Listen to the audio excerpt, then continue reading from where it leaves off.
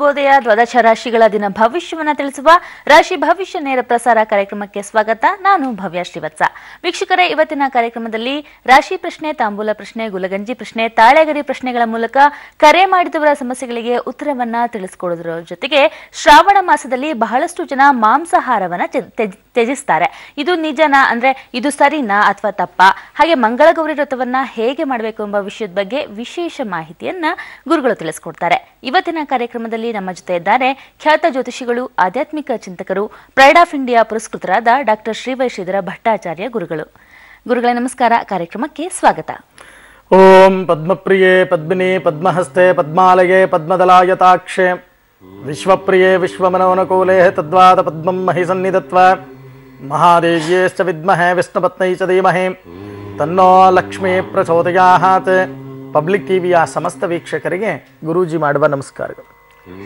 ಗುರುಗಳ ಕಾರ್ಯಕ್ರಮದ ಮೊದಲಿಗೆ ಎಂದಿನಂತೆ ಈ ದಿನ ದ್ವಾದಶ ರಾಶಿಗಳ ದಿನ ಭವಿಷ್ಯ ಹೇಗಿದೆ, ಅದರಲ್ಲೂ ಶ್ರಾವಣ ಮಾಸದ ಮಂಗಳವಾರ ಈ ದಿನ ಯಾವೆಲ್ಲ ರಾಶಿಯವರಿಗೆ ಶುಭ ಫಲಗಳಿದೆ, ಯಾವೆಲ್ಲ ರಾಶಿಯವರಿಗೆ ಅಶುಭ ಫಲಗಳಿದೆ, ಯಾವ ರಾಶಿಯವರಿಗೆ ಲಾಭ, ಯಾವ ರಾಶಿಯವರಿಗೆ ನಷ್ಟ ತಿಳಿಸ್ಕೊಡಿ. ಈ ದಿನ ದ್ವಾದಶ ರಾಶಿ ಗೋಚಾರ ಫಲಗಳತ್ತ ನಾವು ಗಮನವನ್ನು ಕೊಟ್ಟಾಗ ಮೊದಲಿಗೆ ಮೇಷರಾಶಿಗೆ. ಈ ಮೇಷರಾಶಿಯವರಿಗೆ ಈ ದಿನ ಕೆಲ ವಿಷಯಗಳಿಂದ ಮನಸ್ಸಿಗೆ ಅಸಮಾಧಾನಗಳಾಗ್ತಕ್ಕಂಥ ಸಾಧ್ಯತೆಗಳಿದೆ. ಬಹಳಷ್ಟು ಯೋಚನೆಯನ್ನ ಮಾಡ್ತೀರಾ, ಯೋಚನೆಯನ್ನ ಮಾಡಬೇಡಿ. ಮನಕ್ಲೇಶ, ಮನಸ್ಸನ್ನು ಕೆಡಿಸ್ಕೊಳ್ತಕ್ಕಂಥ ಸಾಧ್ಯತೆ, ಮನಸ್ಸನ್ನು ಕೆಡಿಸ್ಕೋಬೇಡಿ. ಮನಸ್ಸನ್ನ ಏಕಾಗ್ರತೆಗೆ ತರ್ತಕ್ಕಂಥ ಕೆಲಸವನ್ನ ಮಾಡಿ. ಹಣಕಾಸು ಬರುತ್ತೆ, ಆದ್ರೆ ಕೈಯಲ್ಲಿ ನಿಲ್ಲಲ್ಲ, ಖರ್ಚಾಗಿ ಹೋಗುತ್ತೆ. ಇರ್ತಕ್ಕಂಥದ್ದೆಲ್ಲವನ್ನು ಕೂಡ ಖರ್ಚು ಮಾಡ್ಕೊಂಡ್ಬಿಡ್ತೀರಾ. ಈ ದಿನ ನೀವು ಮಾಡಬೇಕಾಗಿರ್ತಕ್ಕಂಥ ಪರಿಹಾರ ಓಂ ನಮೋ ನಾರಾಯಣಾಯ ನಮಃ ಈ ಮಂತ್ರವನ್ನ 48 ಬಾರಿ ಜಪವನ್ನ ಮಾಡಿ ಬಡ ಮಕ್ಕಳಿಗೆ ಕೈಲಾದ ಸೇವೆಯನ್ನ ಮಾಡ್ತಕ್ಕಂಥ ಕೆಲಸವನ್ನ ಮಾಡಿ. ಇನ್ನು ವೃಷಭ ರಾಶಿ. ಈ ವೃಷಭ ರಾಶಿಯವರಿಗೆ ಈ ದಿನ ಪ್ಲಾಸ್ಟಿಕ್ ಉತ್ಪನ್ನಗಳಿಂದ ಯಾರ್ಯಾರು ವ್ಯಾಪಾರಗಳನ್ನ ಮಾಡ್ತಾ ಇದ್ದೀರೋ, ಜೀವನವನ್ನ ಅವಲಂಬಿಸ್ಕೊಂಡಿದ್ದೀರೋ ಅಂತವರಿಗೆ ಬಹಳಷ್ಟು ಲಾಭ. ಮಕ್ಕಳ ಆರೋಗ್ಯದತ್ತ ಗಮನವನ್ನ ಕೊಡ್ತಕ್ಕಂಥದ್ದು ತುಂಬಾ ಉತ್ತಮ. ವಾಹನ ಯೋಗ, ಗುರು ಹಿರಿಯರ ದರ್ಶನ ಮಾಡ್ತಕ್ಕಂಥ ಒಂದು ಶುಭ ಯೋಗ.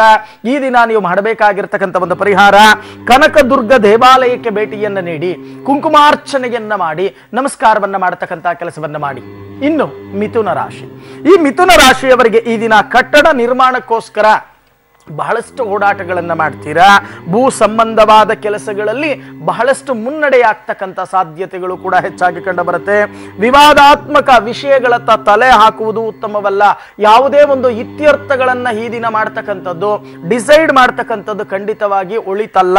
ಚೆನ್ನಾಗಿ ಜ್ಞಾಪಕ ಇಟ್ಕೊಳ್ಳಿ. ಈ ದಿನ ನೀವು ಮಾಡಬೇಕಾಗಿರ್ತಕ್ಕಂಥ ಪರಿಹಾರ ಗುರು ದತ್ತಾತ್ರೇಯ ನಮಃ ಈ ಮಂತ್ರವನ್ನ 108 ಬಾರಿ ಜಪವನ್ನ ಮಾಡಿ ಅಂಗವಿಕಲ ಮಕ್ಕಳಿಗೆ ಕೈಲಾದ ಸೇವೆಯನ್ನ ಮಾಡ್ತಕ್ಕಂಥ ಕೆಲಸವನ್ನ ಮಾಡಿ. ಇನ್ನು ಕಟಕ ರಾಶಿ. ಈ ಕಟಕ ರಾಶಿಯವರಿಗೆ ಈ ದಿನ ವ್ಯಾಪಾರ ವ್ಯವಹಾರಗಳಲ್ಲಿ ಸ್ವಲ್ಪ ಏರುಪೇರಾಗ್ತಕ್ಕಂಥ ಸಾಧ್ಯತೆಗಳು ಹೆಚ್ಚಾಗಿ ಕಂಡು ಬರುತ್ತೆ. ಎಲ್ಲೋ ಒಂದು ಕಡೆ ಋಣ ಬಾಧೆಗೆ ಸಿಕ್ಕಾಕೊಳ್ತಕ್ಕಂಥ ಸಾಧ್ಯತೆಗಳಿದೆ. ಮನಸ್ತಾಪಗಳನ್ನ ಮಾಡ್ಕೊಂಡ್ಬಿಡ್ತೀರಾ. ಇಲ್ಲ ಸಲ್ಲದ ತಕರಾರುಗಳನ್ನ ನೀವೇ ಸೃಷ್ಟಿ ಮಾಡ್ಕೊಳ್ತಕ್ಕಂಥ ದಿನವಾಗತ್ತೆ. ಸ್ವಲ್ಪ ಜಾಗರೂಕತೆಯನ್ನು ವಹಿಸಿ. ಈ ದಿನ ನೀವು ಮಾಡಬೇಕಾಗಿರ್ತಕ್ಕಂಥ ಪರಿಹಾರ ಅಶ್ವತ್ಥವೃಕ್ಷ ಪ್ರದಕ್ಷಿಣೆಯನ್ನ ಮಾಡಿ 18 ಬಾರಿ ನಾಗರ ಕಲ್ಲಿಗೆ ಸ್ವಲ್ಪ ಹಾಲು ಮತ್ತು ನೀರನ್ನ ಹಾಕಿ ನಮಸ್ಕಾರವನ್ನ ಮಾಡ್ತಕ್ಕಂಥ ಕೆಲಸವನ್ನ ಮಾಡಿ. ಇನ್ನು ಸಿಂಹರಾಶಿ. ಈ ಸಿಂಹರಾಶಿಯವರಿಗೆ ಈ ದಿನ ಷೇರು ಹೂಡಿಕೆಗಳಲ್ಲಿ ಬಹಳಷ್ಟು ಎಚ್ಚರ. ಬಹಳಷ್ಟು ಷೇರು ಹೂಡಿಕೆಗಳನ್ನ ಮಾಡ್ಲಿಕ್ಕೆ ಮುಂದಾಗ್ತೀರಾ. ತಾಳ್ಮೆ, ಅಸಮಾಧಾನ ಅತ್ಯಗತ್ಯ. ನೋಡಿ, ಅಸಮಾಧಾನವಾಗಿ ಬಹಳಷ್ಟು ಮನಸ್ಸಿನಲ್ಲಿ ಯೋಚಿಸಿ ನಿರ್ಧಾರವನ್ನ ಮಾಡ್ತಕ್ಕಂಥದ್ದು ತುಂಬಾ ಉತ್ತಮ. ಆಲಸ್ಯ ಮನೋಭಾವ, ಏನೋ ಮಾಡಿದ್ರೆ ಆಯ್ತು ಬಿಡು, ಬಿಟ್ರೆ ಆಯ್ತು ಬಿಡು ಅನ್ನೋ ಒಂದು ಲೆಕ್ಕಾಚಾರ. ಅನಾರೋಗ್ಯ ಪೀಡಿತರಾಗಬೇಕಾಗತ್ತೆ. ಶೀತ ಸಂಬಂಧವಾದ ರೋಗಗಳು, ಆವಾಹನೆಗಳಾಗ್ತಕ್ಕಂಥ ಸಾಧ್ಯತೆಗಳು ಕೂಡ ಹೆಚ್ಚಾಗಿ ಕಂಡು ಬರುತ್ತೆ.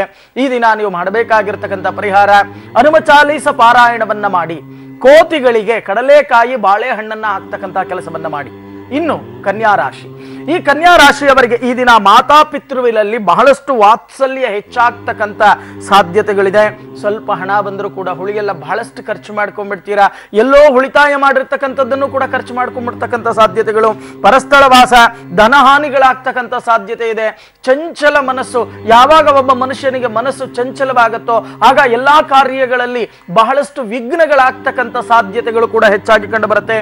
ಈ ದಿನ ನೀವು ಮಾಡಬೇಕಾಗಿರ್ತಕ್ಕಂಥ ಒಂದು ಪರಿಹಾರ ಗಜೇಂದ್ರ ಮೋಕ್ಷ ಪಾರಾಯಣವನ್ನ ಮಾಡಿ ಕಣ್ಣಿಲ್ದೇ ಇರ್ತಕ್ಕಂಥ ಅಂಧ ಮಕ್ಕಳಿಗೆ ಕೈಲಾದ ಸೇವೆಯನ್ನ ಮಾಡ್ತಕ್ಕಂಥ ಕೆಲಸವನ್ನ ಮಾಡಿ. ಇನ್ನು ತುಲಾರಾಶಿ, ಈ ತುಲಾರಾಶಿಯವರಿಗೆ ಈ ದಿನ ವ್ಯಾಸಂಗವನ್ನ ಯಾರ್ಯಾರು ಮಾಡ್ತಾ ಇದ್ದೀರೋ, ವಿದ್ಯಾಭ್ಯಾಸವನ್ನ ಯಾರ್ಯಾರು ಮಾಡ್ತಾ ಇದ್ದೀರೋ ಅಂತವರಿಗೆ ಸ್ವಲ್ಪ ತೊಂದರೆಗಳಾಗ್ತಕ್ಕಂಥ ಸಾಧ್ಯತೆಗಳಿದೆ. ಅಕಾಲ ಭೋಜನ, ಮಾನಸಿಕ ವೇದನೆ, ಮನಸ್ಸಿನಲ್ಲೇ ಇಟ್ಟುಕೊಂಡು ಕೊರಗ್ತಕ್ಕಂಥ ಸಾಧ್ಯತೆಗಳು ಹೆಚ್ಚಾಗಿ ಕಂಡು ಬರುತ್ತೆ. ದೂರಾಲೋಚನೆಯನ್ನ ಮಾಡ್ತೀರಾ, ಜೊತೆಗೆ ದುರಾಲೋಚನೆಗಳನ್ನು ಕೂಡ ಮಾಡ್ತೀರಾ. ದುರಾಲೋಚನೆಯನ್ನ ಮಾಡಬೇಡಿ. ಹಣದ ತೊಂದರೆ ನಿಮ್ಮನ್ನ ಕಾಡುತ್ತೆ. ಈ ದಿನ ಸುದರ್ಶನ ಮಂತ್ರವನ್ನ ಪಾರಾಯಣವನ್ನ ಮಾಡಿ ಸೂರ್ಯ ನಮಸ್ಕಾರವನ್ನ ಮಾಡತಕ್ಕಂಥ ಕೆಲಸವನ್ನ ಮಾಡಿ. ಇನ್ನು ವೃಶ್ಚಿಕ ರಾಶಿ, ಈ ವೃಶ್ಚಿಕ ರಾಶಿಯವರಿಗೆ ಈ ದಿನ ಯತ್ನ ಕಾರ್ಯಗಳಲ್ಲಿ ವಿಳಂಬಗಳಾಗ್ತಕ್ಕಂಥದ್ದು ಕಂಡು ಬರುತ್ತೆ. ಎಲ್ಲಿ ಹೋದರೂ ಅಶಾಂತಿ, ಶತ್ರು ಭಯ, ಅಯ್ಯೋ ಯಾರೋ ಏನೋ ಮಾಡ್ಬಿಟ್ಟಿದ್ದಾರೆ ನಮಗೆ ಅನ್ನೋ ರೀತಿ ಬಹಳಷ್ಟು ಕಲ್ಪನೆಗಳನ್ನ ಮಾಡ್ಕೊಂಡ್ಬಿಡ್ತೀರಾ. ಸ್ಥಳ ಬದಲಾವಣೆ ಮಾಡ್ತೀರಾ. ಕಾರ್ಯ ವಿಘಾತಗಳಾಗ್ತಕ್ಕಂಥ ಸಾಧ್ಯತೆಗಳು ಕೂಡ ಹೆಚ್ಚಾಗಿ ಕಂಡು ಬರುತ್ತೆ. ಈ ದಿನ ನೀವು ಮಾಡಬೇಕಾಗಿರ್ತಕ್ಕಂಥ ಪರಿಹಾರ ಓಂ ಶ್ರೀ ವಿಜಯ ಗಣಪತಯೇ ನಮಃ ಈ ಮಂತ್ರವನ್ನ 108 ಬಾರಿ ಜಪವನ್ನ ಮಾಡಿ ಗರಿಕೆಯಿಂದ ಅರ್ಚನೆಯನ್ನ ಮಾಡಿ ನಮಸ್ಕಾರವನ್ನ ಮಾಡ್ತಕ್ಕಂಥ ಕೆಲಸವನ್ನ ಮಾಡಿ. ಇನ್ನು ಧನುಸು ರಾಶಿ, ಈ ಧನುಸು ರಾಶಿಯವರಿಗೆ ಈ ದಿನ ಉನ್ನತ ವಿದ್ಯಾಭ್ಯಾಸಕ್ಕಾಗಿ ವಿದೇಶ ಪ್ರಯಾಣ ಮಾಡತಕ್ಕಂಥ ಸಾಧ್ಯತೆಗಳು ಹೆಚ್ಚಾಗಿ ಕಂಡು ಬರುತ್ತೆ. ಅಧಿಕಾರ ಪ್ರಾಪ್ತಿ, ಯಾರ್ಯಾರು ಉದ್ಯೋಗದಲ್ಲಿದ್ದೀರೋ ಅಂತವರಿಗೆ ಮೇಲ್ದರ್ಜೆಯ ಅಧಿಕಾರಗಳು ಪ್ರಾಪ್ತಿಯಾಗ್ತಕ್ಕಂಥದ್ದು ಕಂಡು ಬರುತ್ತೆ. ಕೃಷಿಕರಿಗೆ ಒಳ್ಳೆಯ ಆದಾಯ. ಈ ದಿನ ನೀವು ಮಾಡಬೇಕಾಗಿರ್ತಕ್ಕಂಥ ಪರಿಹಾರ ಲಕ್ಷ್ಮೀ ಹೃದಯ ಪಾರಾಯಣವನ್ನ ಮಾಡಿ ಸುಮಂಗಲಿಗೆ ಪಾದಪೂಜೆಯನ್ನ ಮಾಡ್ತಕ್ಕಂಥ ಕೆಲಸವನ್ನ ಮಾಡಿ. ಇನ್ನು ಮಕರ ರಾಶಿ, ಈ ಮಕರ ರಾಶಿಯವರಿಗೆ ಈ ದಿನ ಅಧಿಕಾರಿಗಳಲ್ಲಿ ಕಲಹಗಳನ್ನ ಮಾಡಿಕೊಳ್ತಕ್ಕಂಥ ಸಾಧ್ಯತೆಗಳು ಹೆಚ್ಚಾಗಿ ಕಂಡು ಬರುತ್ತೆ. ದಾನ ಧರ್ಮದಲ್ಲಿ ಬಹಳಷ್ಟು ಭಾಗಿಯಾಗ್ತೀರಾ. ಶರೀರದಲ್ಲಿ ಸ್ವಲ್ಪ ಆತಂಕ, ಶತ್ರು ಧ್ವಂಸವಾಗ್ತಕ್ಕಂಥ ಒಂದು ದಿನವಾಗತ್ತೆ. ಈ ದಿನ ನೀವು ಮಾಡಬೇಕಾಗಿರ್ತಕ್ಕಂಥ ಪರಿಹಾರ ಔದುಂಬರ ವೃಕ್ಷಕ್ಕೆ ಪ್ರದಕ್ಷಿಣೆಯನ್ನ ಮಾಡಿ ಕಣ್ಣಿಲ್ದೇ ಇರ್ತಕ್ಕಂಥ ಅಂಧ ಮಕ್ಕಳಿಗೆ ಅನ್ನದಾನ ಅಥವಾ ವಸ್ತ್ರದಾನವನ್ನ ಮಾಡ್ತಕ್ಕಂಥ ಕೆಲಸವನ್ನ ಮಾಡಿ. ಇನ್ನು ಕುಂಭರಾಶಿ, ಈ ಕುಂಭರಾಶಿಯವರಿಗೆ ಈ ದಿನ ಚಂಚಲ ಮನಸ್ಸನ್ನ ಏಕಾಗ್ರತೆಗೆ ತರತಕ್ಕಂಥ ಕೆಲಸವನ್ನ ಮಾಡಿ. ಎಲ್ಲೋ ಒಂದು ಕಡೆ ಮನಸ್ತಾಪಗಳನ್ನ ಮಾಡ್ಕೊಂಡ್ಬಿಡ್ತೀರಾ. ಅಧಿಕ ತಿರುಗಾಟಗಳಾಗ್ತಕ್ಕಂಥದ್ದು ಕಂಡು ಬರುತ್ತೆ. ಸ್ತ್ರೀ ಸೌಖ್ಯ, ನೀಚ ಜನರ ಸಹವಾಸದಿಂದ ದೂರ ಇರಿ. ಇಲ್ಲ ಅಂತ ಅಂದ್ರೆ ಅವರು ಮಾಡ್ತಕ್ಕಂಥ ಷಡ್ಯಂತ್ರಕ್ಕೆ ಈ ದಿನ ನೀವು ಬೀಳಬೇಕಾಗತ್ತೆ. ಈ ದಿನ ನೀವು ಮಾಡಬೇಕಾಗಿರ್ತಕ್ಕಂಥ ಪರಿಹಾರ ಗೋ ಪೂಜೆಯನ್ನ ಮಾಡಿ ಹಸುವಿಗೆ ಬೆಲ್ಲ ಬಾಳೆಹಣ್ಣನ್ನ ತಿನ್ನಿಸಿ ನಮಸ್ಕಾರವನ್ನ ಮಾಡ್ತಕ್ಕಂಥ ಕೆಲಸವನ್ನ ಮಾಡಿ. ಇನ್ನು ಮೀನರಾಶಿ, ಈ ಮೀನರಾಶಿಯವರಿಗೆ ಈ ದಿನ ಇಷ್ಟಾರ್ಥ ಸಿದ್ಧಿ ಆಗ್ತಕ್ಕಂಥ ಒಂದು ದಿನವಾಗತ್ತೆ. ವಾಹನವನ್ನ ಕೊಂಡುಕೊಳ್ತಕ್ಕಂಥ ಒಂದು ಶುಭ ಯೋಗ. ಭೂ ವ್ಯವಹಾರವನ್ನ ಯಾರ್ಯಾರು ಮಾಡ್ತಾ ಇದ್ದೀರೋ ಅಂತವರಿಗೆ ಭೂಮಿಯಿಂದ ಬಹಳಷ್ಟು ಲಾಭ. ತೀರ್ಥಯಾತ್ರಾ ದರ್ಶನ ಮಾಡ್ತಕ್ಕಂಥ ಶುಭ ಯೋಗ. ಭ್ರಾತೃಗಳಿಂದ ತೊಂದರೆ. ಆಂಜನೇಯ, ಈ ದಿನ ನೀವು ಮಾಡಬೇಕಾಗಿರ್ತಕ್ಕಂಥ ಒಂದು ಪರಿಹಾರ ಆಂಜನೇಯನ ದೇವಾಲಯಕ್ಕೆ ಭೇಟಿಯನ್ನ ನೀಡಿ 108 ವಿಳ್ಳೆದೆಲೆ ಹಾರವನ್ನ ಹಾಕಿ ನಾಟಿ ತುಳಸಿಯಿಂದ ಅರ್ಚನೆಯನ್ನ ಮಾಡಿ ದೀರ್ಘದಾಂಡ ನಮಸ್ಕಾರವನ್ನ ಮಾಡ್ತಕ್ಕಂಥ ಕೆಲಸವನ್ನ ಮಾಡಿ. ಇದರಿಂದ ಬಹಳಷ್ಟು ವಿಶೇಷವಾಗಿರ್ತಕ್ಕಂಥ ಫಲ ನಿಮಗೆ ಲಭ್ಯವಾಗುತ್ತೆ. ಗುರುಗಳೇ, ದ್ವಾದಶ ರಾಶಿಗಳ ದಿನ ಭವಿಷ್ಯವನ್ನು ತಿಳಿಸ್ಕೊಟ್ಟಿದ್ದೀರಾ. ಒಬ್ರು ಕಾಲರ್ ಅಡಿದ್ದಾರೆ. ಸೋಮು ಅನ್ನೋರು ಬೆಂಗಳೂರಿನಿಂದ ಕರೆ ಮಾಡಿದ್ದಾರೆ. ನಮಸ್ತೆ, ನನ್ನ ಧ್ವನಿ ಕೇಳ್ತಾ ಇದೆಯಾ ಸೋಮು ಅವರೇ? ಹೌದು ಹೌದು ಮೇಡಮ್. ಯಾರ ಬಗ್ಗೆ ಕೇಳಬೇಕು? ನಮ್ಮ ಬಗ್ಗೆನೇ ಕೇಳಬೇಕಿತ್ತು ಮೇಡಮ್. ಸರಿ, ಗುರುಗಳಿದ್ದಾರೆ, ಮಾತನಾಡಿ. ಸೋಮು ಅವರೇ ನಮಸ್ಕಾರ. ನಮಸ್ಕಾರ ಗುರುಜಿ. 1 ರಿಂದ 12ರಲ್ಲಿ ಒಂದು ಸಂಖ್ಯೆ ಹೇಳಿಪ್ಪ. 4 ಗುರುಜಿ. ನಿಮ್ ಮನೆ ದೇವರು ಯಾವುದು ಅಂತ ಹೇಳ್ತೀರಾ? ನಮ್ಮ ಮನೆ ದೇವರು ಮಲೆ ಮಹದೇಶ್ವರ. ಮಲೈ ಮಹದೇಶ್ವರ. ಏನ್ ಮಾಡ್ಕೊಂಡಿದ್ದೀರಾ? ನಾವು ಪೇಂಟಿಂಗ್ ಕೆಲಸ ಮಾಡ್ಕೊಂಡಿದ್ದೀವಿ. ಖಂಡಿತ ನೋಡೋಣ. ನೀವು ಹೇಳಿರ್ತಕ್ಕಂಥ ಒಂದು ಸಂಖ್ಯೆಯ ಪ್ರಕಾರ ನಾನು ರಾಶಿ ಪ್ರಶ್ನೆಗೆ ಹೋಗ್ತೇನೆ. 1 2 3 4 1 2 3 4 5 6 7 8. ಏನ್ ಗುರುಜಿ, ಎಷ್ಟೇ ದುಡಿದ್ರೂ ಕಷ್ಟಗಳು ತಪ್ಪಿದ್ದಲ್ಲ, ಅವಮಾನಗಳು ತಪ್ಪಿದ್ದಲ್ಲ, ಅನ್ನಿಸ್ಕೊಳ್ಳೋದಂತೂ ತಪ್ಪಿದ್ದೇ ಅಲ್ಲ. ಬಹಳಷ್ಟು ಯೋಚನೆ ಮಾಡ್ತೀನಿ, ಏನೇನೋ ಮಾಡಬೇಕು ಅಂತ ಆಸೆ ಆಕಾಂಕ್ಷೆಗಳಿದೆ, ಯಾವುದೂ ಕೂಡ ನೆರವೇರ್ತಾ ಇಲ್ಲ. ಯಾಕೆ ಇಂಥ ಕಷ್ಟಗಳು ನಮಗೆ ಎದುರಾಗ್ತಾ ಇದೆ? ಇದಕ್ಕೇನಾದರೂ ಪರಿಹಾರ ಇದೆಯಾ ಅನ್ನೋ ಒಂದು ಪ್ರಶ್ನೆಯನ್ನ ಹಿಡಿದು ಕರೆ ಮಾಡಿದ್ದೀರಾ. ಹೌದಾ ಅಥವಾ ಇಲ್ವಾ? ಹೌದು ಹೌದು ಗುರುಜಿ. ಯೋಚನೆ ಮಾಡ್ತಕ್ಕಂಥದ್ದು ಬೇಡ. ನಿಮ್ಮ ವಾಸಸ್ಥಾನದಲ್ಲಿ ಶ್ರೀಚಕ್ರ ಸ್ಥಾಪನೆಯನ್ನ ಮಾಡಿ. ಶ್ರೀಚಕ್ರ ಸ್ಥಾಪನೆಯನ್ನ ಮಾಡಿ ಪ್ರತಿನಿತ್ಯ ಸ್ವಲ್ಪ ಸಕ್ಕರೆ ನೈವೇದ್ಯ, ಒಂದು ಹೂವು, ಒಂದು ಧೂಪ ಇಷ್ಟನ್ನ ಮಾಡಿ ನಮಸ್ಕಾರವನ್ನ ಮಾಡ್ತಾ ಬನ್ನಿ. ಪ್ರತಿ ಶುಕ್ರವಾರ ಅದಕ್ಕೆ ಸ್ವಲ್ಪ ಕ್ಷೀರಾಭಿಷೇಕ.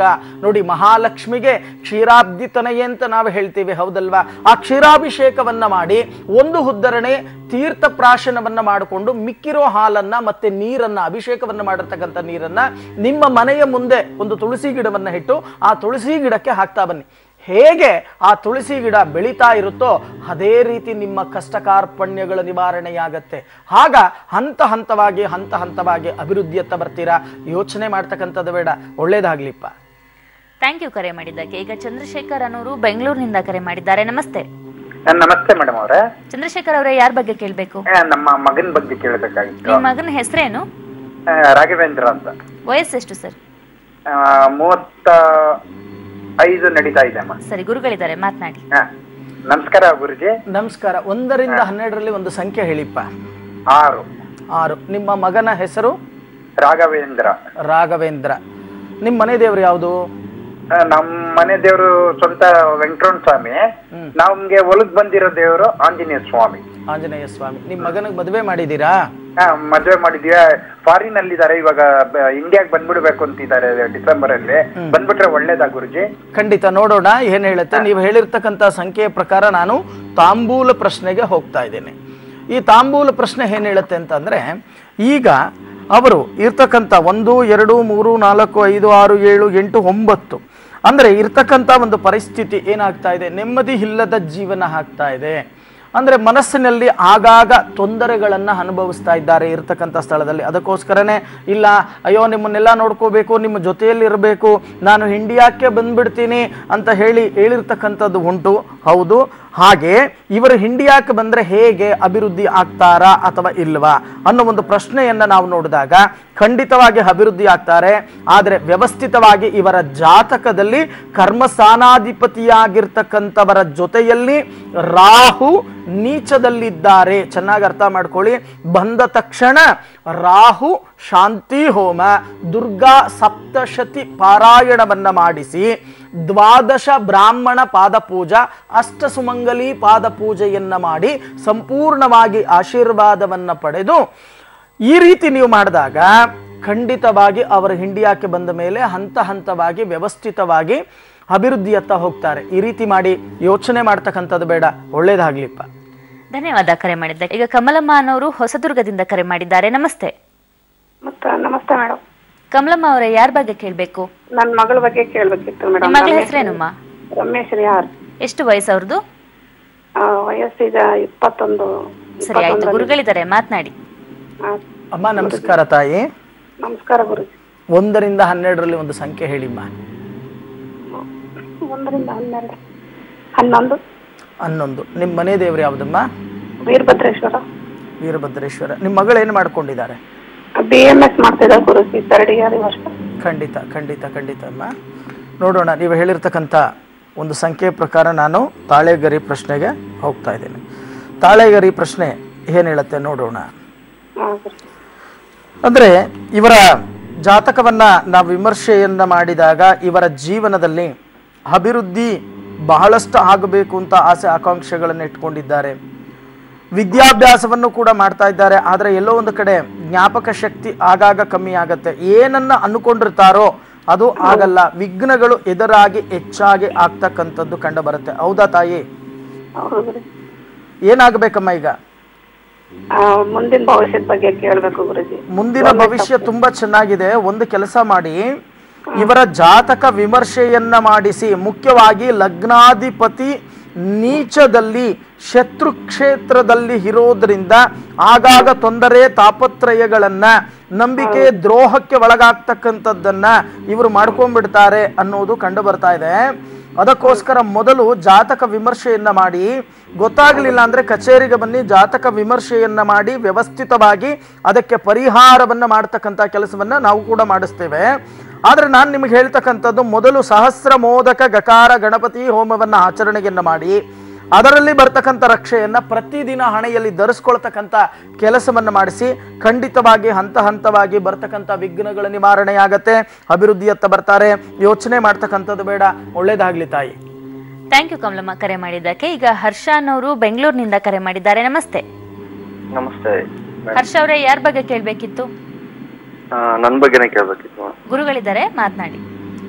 ಹರ್ಷ ಅವರೇ ನಮಸ್ಕಾರ. ನಮಸ್ತೆ ಗುರುಜಿ. 1 ರಿಂದ 12ರಲ್ಲಿ ಒಂದು ಸಂಖ್ಯೆ ಹೇಳಿಪ್ಪ. 8 ಸ್ವಾಮೀಜಿ. ನಿಮ್ಮ ಮನೆ ದೇವರು ಯಾವುದು?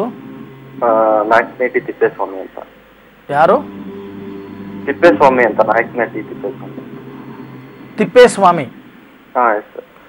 ಖಂಡಿತ. ನೀವು ಹೇಳಿರ್ತಕ್ಕಂಥ ಒಂದು ಪ್ರಶ್ನೆಯ ಪ್ರಕಾರ, ಅಂದ್ರೆ ಸಂಖ್ಯೆಯ ಪ್ರಕಾರ ನಾನು ಗುಲಗಂಜಿ ಪ್ರಶ್ನೆಗೆ ಹೋಗ್ತಾ ಇದ್ದೇನೆ. ಏನ್ ಮಾಡ್ಕೊಂಡಿದ್ದೀರಾ ಇವಾಗ? ನಾನು ಬಿ ಮೆಕ್ಯಾನಿಕಲ್ ಮಾಡಿದ್ದೀನಿ ಗುರುಜಿ. ಜಾಬ್ ಸಿಗ್ತಾ ಇಲ್ಲ, ಎಷ್ಟೇ ಟ್ರೈ ಮಾಡ್ತಿದ್ರು. ನೋಡೋಣ ಏನ್ ಹೇಳುತ್ತೆ ಪ್ರಶ್ನಾಭಾಗ, ಏನ್ ಹೇಳುತ್ತೆ ಪ್ರಶ್ನಾಭಾಗವನ್ನು ನಾವು ನೋಡಿದಾಗ 1 2 3 4 5. ಆದರೆ ಎಷ್ಟೇ ಪ್ರಯತ್ನವನ್ನು ಪಟ್ಟರು ಜಾಬ್ ಸಿಗ್ತಾ ಇಲ್ಲ, ಉದ್ಯೋಗಕ್ಕೋಸ್ಕರ ಅವಲಂಬಿಸ್ತಾ ಇದ್ದೀರಾ. ಆದರೆ ಯೋಚನೆ ಮಾಡ್ತಕ್ಕಂಥದ್ದು ಬೇಡ. ಈಗಾಗಲೇ ಬಹಳಷ್ಟು ಇಂಟರ್ವ್ಯೂ ಅಟೆಂಡ್ ಮಾಡಿದ್ದೀರಾ, ಹೌದಾ? ಹೌದು ಗುರು. ಖಂಡಿತವಾಗಿ ಈಗ ನೀವೇನು ಅಟೆಂಡ್ ಮಾಡಿದ್ದೀರೋ ಅದರಲ್ಲೇ ಒಂದು ವ್ಯವಸ್ಥಿತವಾದ ಕೆಲಸ ನಿಮ್ಮ ಪಾಲಿಗೆ ಬರ್ತಾ ಇದೆ, ಬರ್ತಕ್ಕಂಥ ಯೋಗವೂ ಕೂಡ ಕಂಡು ಬರ್ತಾ ಇದೆ. ನೀವು ಮಾಡಬೇಕಾಗಿರ್ತಕ್ಕಂಥ ಕೆಲಸ ಇಷ್ಟೇ. ನಿಮ್ಮ ವಾಸಸ್ಥಾನದಿಂದ ಪೂರ್ವ ಭಾಗದಲ್ಲಿ ಒಂದು ಗಣೇಶನ ದೇವಾಲಯ ಇದೆ, ಹೌದಾ? ಹೌದು ಗುರು. ಆ ಗಣೇಶನ ದೇವಾಲಯಕ್ಕೆ ಹೋಗಿ ಪ್ರಾತಃ ಕಾಲದಲ್ಲಿ ಬ್ರಾಹ್ಮಿ ಲಗ್ನದಲ್ಲಿ 4 ಗಂಟೆ 30 ನಿಮಿಷದ ಸಮಯದಲ್ಲಿ ಪ್ರದಕ್ಷಿಣಾ ನಮಸ್ಕಾರ 21 ಪ್ರದಕ್ಷಿಣೆಗಳನ್ನು ಮಾಡಿ ದೀರ್ಘದಾಂಡ ನಮಸ್ಕಾರವನ್ನು ಮಾಡ್ತಕ್ಕಂಥ ಕೆಲಸವನ್ನು ಮಾಡ್ತಾ ಬನ್ನಿ. ಅತಿ ಶೀಘ್ರವಾಗಿ ಉದ್ಯೋಗ ಪ್ರಾಪ್ತಿಯಾಗತ್ತೆ. ಯೋಚನೆ ಮಾಡ್ತಕ್ಕಂಥದ್ದು ಬೇಡ. ಒಳ್ಳೇದಾಗ್ಲಿಪ್ಪ. ಧನ್ಯವಾದ ಕರೆ ಮಾಡಿದ್ದಕ್ಕೆ. ಈಗ ರಮೇಶ್ ಅನ್ನೋರು ಚಿಕ್ಕಬಳ್ಳಾಪುರದಿಂದ ಕರೆ ಮಾಡಿದ್ದಾರೆ. ನಮಸ್ತೆ ರಮೇಶ್ ಅವರೇ, ಮಾತಾಡಿ. ನನ್ನ ಧ್ವನಿ ಕೇಳಿಸ್ತಿದ್ಯಾ? ಮೇಡಮ್ ರಮೇಶ್ ಅಲ್ಲ, ತಿಮ್ರಾಯಪ್ಪ ಅಂತ ಮೇಡಮ್. ಹೇಳಿ, ಯಾರ ಬಗ್ಗೆ ಕೇಳಬೇಕು? ನಮ್ಮ ಬಗ್ಗೆ ಮೇಡಮ್. ಸರಿ, ಗುರುಗಳಿದ್ದಾರೆ, ಮಾತನಾಡಿ. ಸರಿ ಮೇಡಮ್. ಅಪ್ಪ ನಮಸ್ಕಾರ. ನಮಸ್ಕಾರ ಗುರುಜಿ. ನಿಮ್ಮ ಹೆಸರನ್ನ ಹೇಳಿ. ತಿಮ್ರಾಯಪ್ಪ ಅಂತ. ತಿಮ್ಮರಾಯಪ್ಪ. 1 ರಿಂದ 12ರಲ್ಲಿ ಒಂದು ಸಂಖ್ಯೆ ಹೇಳಿಪ್ಪ. 8 ಗುರುಜಿ. 8. ನಿಮ್ಮ ಮನೆ ದೇವರು ಯಾವುದು? ತಿಮ್ರಾಯ ಸ್ವಾಮಿ. ಎಲ್ಲಿ? ಆವತಿ. ಓ, ತಿಮ್ಮರಾಯ ಸ್ವಾಮಿ ಬೆಟ್ಟ. ಹೌದು. ಖಂಡಿತ. ನೀವು ಹೇಳಿರ್ತಕ್ಕಂಥ ಒಂದು ಪ್ರಶ್ನೆ ಪ್ರಕಾರ, ಅಂದ್ರೆ ಸಂಖ್ಯೆ ಪ್ರಕಾರ ನಾನು ರಾಶಿ ಪ್ರಶ್ನೆಗೆ ಹೋಗ್ತಾ ಇದ್ದೇನೆ. 1 2 3 4 5 6 7 8. 1 2 3 4 5 6 7 8. ಏನ್ ಗುರುಜಿ, ಏನ್ ಮಾಡಿದ್ರು ಕೂಡ ನಷ್ಟ ನಷ್ಟ ನಷ್ಟ ನಷ್ಟ. ಚೆನ್ನಾಗಿರೋರು ಕೂಡ ಶತ್ರುಗಳಾಗಿ ಪರಿವರ್ತನೆ ಆಗ್ತಾರೆ. ಏನ್ ಮಾಡಬೇಕು ಅಂತ ಗೊತ್ತಾಗ್ತಾ ಇಲ್ಲ. ಅದಕ್ಕೋಸ್ಕರ ಕರೆ ಮಾಡಿದ್ದೀರಾ, ಹೌದಾ? ಹೌದು ಗುರುಜಿ. ಏನ್ ಕೆಲಸ ಮಾಡ್ತೀರಪ್ಪ? ಏನ್ ಕೆಲಸ ಇಲ್ಲ ಗುರುಜಿ, ಹಾಸ್ಟೆಲ್ ಮೇಸ್ತೀರಿ. ಈ ತಾಲೂಕು ಆಫೀಸ್ ಹತ್ರ ಏನೋ ಚಿಲ್ಲರೆ ಬಲ್ರೆ ಕೆಲಸ ಮಾಡ್ಕೊಂತೀರಿ. ಖಂಡಿತ. ಯೋಚನೆ ಮಾಡ್ತಕ್ಕಂಥದ್ದು ಬೇಡ. ನಿಮ್ಮ ಮನೆ ದೇವರು ತಿಮ್ಮರಾಯ ಸ್ವಾಮಿ ಅಂತ ಹೇಳಿದ್ರಿ. ಆ ತಿಮ್ಮರಾಯ ಸ್ವಾಮಿಯ ಬೆಟ್ಟದಲ್ಲಿ ಶಂಖತೀರ್ಥ, ಚಕ್ರತೀರ್ಥ ಅಂತ 2 ತೀರ್ಥಗಳಿದೆ, ಹೌದಾ? ಹೌದು. ಆ ತೀರ್ಥದಲ್ಲಿ ಸ್ನಾನವನ್ನ ಮಾಡಿ ನಿಮ್ಮ ತಿಮ್ಮರಾಯ ಸ್ವಾಮಿಗೆ ಅಂಗ ಪ್ರದಕ್ಷಿಣೆ ಅಂದ್ರೆ ಹುರುಳು ಸೇವೆಯನ್ನ, ಒದ್ದೆ ಬಟ್ಟೆಯಲ್ಲಿ ಅಂಗ ಪ್ರದಕ್ಷಿಣೆಯನ್ನ ಮಾಡಿ ನಮಸ್ಕಾರವನ್ನ ಮಾಡಿ ಪ್ರಾರ್ಥನೆಯನ್ನ ಮಾಡಿ ಇದೇ ರೀತಿ 9 ಶನಿವಾರಗಳು ಎಡೆಬಿಡದೆ ಆಚರಣೆಯನ್ನ ಮಾಡಿ. ಖಂಡಿತವಾಗಿ ಹಂತ ಹಂತವಾಗಿ ಅಭಿವೃದ್ಧಿಯತ್ತ ಹೋಗ್ತೀರಾ. ಉದ್ಯೋಗವು ತಾನಾಗಿಯೇ ಹರಸಿ ನಿಮ್ಮ ಹತ್ರ ಬರುತ್ತೆ. ಈ ರೀತಿ ಮಾಡಿ. ಯೋಚನೆ ಮಾಡ್ತಕ್ಕಂಥದ್ದು ಬೇಡ. ಒಳ್ಳೇದಾಗ್ಲಿಪ್ಪ. ಗುರುಗಳೇ, ಇವಾಗ ಶ್ರಾವಣ ಮಾಸ ನಡೀತಾ ಇದೆ. ಆಷಾಢ ಮುಗಿದು ಶ್ರಾವಣ ಬಂದಿದೆ. ಈ ಶ್ರಾವಣ ಮಾಸಗಳಲ್ಲಿ ಅತ್ಯಂತ ಸರ್ವಶ್ರೇಷ್ಠ ಅಂತಾರೆ. ಹಾಗಾಗಿ ಬಹಳಷ್ಟು ಜನ ಶ್ರಾವಣ ಮಾಸ ಬಂತು ಅಂದ್ರೆ ಮಾಂಸಾಹಾರವನ್ನ ತ್ಯಜಿಸ್ಬಿಡ್ತಾರೆ. ಈ ಆಹಾರ ಪದ್ಧತಿ ಶ್ರಾವಣ ಮಾಸದಲ್ಲಿ ಹೇಗಿರ್ಬೇಕು? ಹಾಗೆ ಶ್ರಾವಣ ಮಾಸದಲ್ಲಿ ಮಾಡುವಂತಹ ಮಂಗಳ ಗೌರಿಯ ವ್ರತದ ವಿಶೇಷತೆಗಳೇನು ತಿಳಿಸ್ಕೊಡಿ. ಮೊದಲಿಗೆ ಈ ದಿನ ಮಂಗಳ ಗೌರಿ ವ್ರತ ಅಂದ್ರೆ ಈ ದಿನ ಮಂಗಳವಾರ, ಈ ದಿನ ಮಂಗಳ ಗೌರಿ ವ್ರತ. ಈ ಮಂಗಳ ಗೌರಿ ವ್ರತವನ್ನ ಪ್ರತಿ ವರ್ಷ ಕೂಡ ಕನ್ಯಾಮಣಿಗಳಿಗೋಸ್ಕರ ಮಾಡ್ತಕ್ಕಂಥದ್ದು ಇದರಲ್ಲಿ ಕಂಡು ಬರುತ್ತೆ. ಅಂದ್ರೆ ಒಳ್ಳೆಯ ವರ ಲಭ್ಯವಾಗಲಿ ಅಂತ. ಆದ್ರೆ ಒಂದು ವಿಚಾರವನ್ನ ನಾನು ಸರಿಯಾಗಿ ಹೇಳ್ತೇನೆ, ಅರ್ಥ ಮಾಡ್ಕೊಳ್ಳಿ.